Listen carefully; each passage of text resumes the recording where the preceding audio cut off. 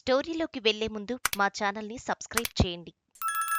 జగన్ చేసిన తప్పుల్లో ఇదే పెద్ద తప్ప? వైసీపీ అధికారం కోల్పోయిన తరువాత తప్పులు ఏంటి అనేది పార్టీ నాయకులు ఆలోచనలో పడ్డారు. గడిచిన 5 సంవత్సరాలలో పాలన బాగా ఉందని, జగన్మోహన్ రెడ్డి వంటి నాయకుడు రాష్ట్రానికి దొరకడం అదృష్టమని చెప్పుకొచ్చిన పేర్ని నాని, అదేవిధంగా మరికొందరు నాయకులు కరణం, ధర్మశ్రీ వంటి వారు తప్పులు వెతికే పనిలో పడ్డారు. ఇది మంచి పరిణామం. అయితే పాలనాపరంగా ఎట్లాంటి తప్పులు చేశారు అనేది ఒకవైపు అధికారంలోకి వచ్చిన టీడీపీ చెబుతూ వస్తోంది. వీటిని ఇప్పుడు సరిదిద్దుకున్న ప్రయోజనం అయితే లేదు. ప్రధానంగా ఇప్పుడు వైఎస్ఆర్ కాంగ్రెస్ పార్టీ దృష్టి పెట్టాల్సింది కేడర్ పైన. ఇదే విషయాన్ని పేర్ని నాని, కరణం, ధర్మశ్రీ చెప్పుకొచ్చారు.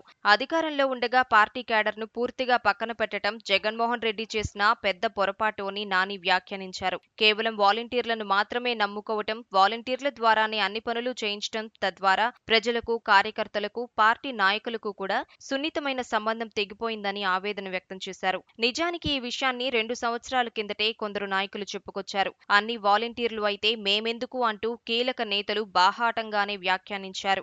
అయితే అప్పట్లో వారి మాటలను జగన్మోహన్ రెడ్డి పట్టించుకోలేదు.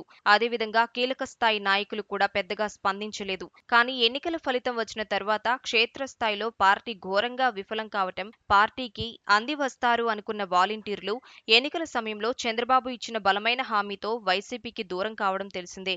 అదేవిధంగా వాలంటీర్ల స్థానాన్ని భర్తీ చేయాల్సిన కార్యకర్తలు, జెండా మోసే నాయకులు కూడా నిర్లిప్తంగా వ్యవహరించడం వంటివి వైసీపీకి బాగా ఇబ్బందికర పరిణామంగా మారాయి. మరి ఇప్పటికైనా గ్రహించారు కాబట్టి మున్ముందు పార్టీ కేడర్ను బలోపేతం చేసే విషయంలో వైసీపీ ఎలాంటి నిర్ణయం తీసుకుంటుంది, ఏ విధమైన వ్యూహంతో ముందుకు సాగుతుంది అనేది చూడాలి.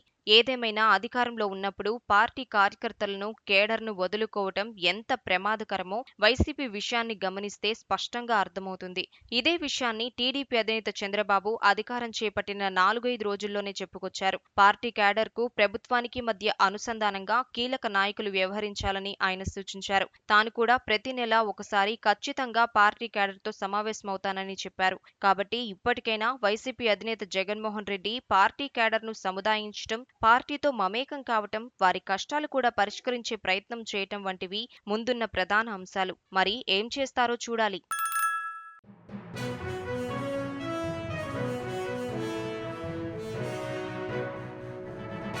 మీ ఊరికి సంబంధించిన సమస్యలను, ఇతర వార్తలను 9440486321 నెంబర్కు వాట్సాప్ ద్వారా వీడియోలను పంపగలరు.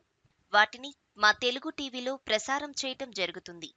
మెరుగైన సమాజం కోసం మీతో మేము అడుగులు వేస్తాం.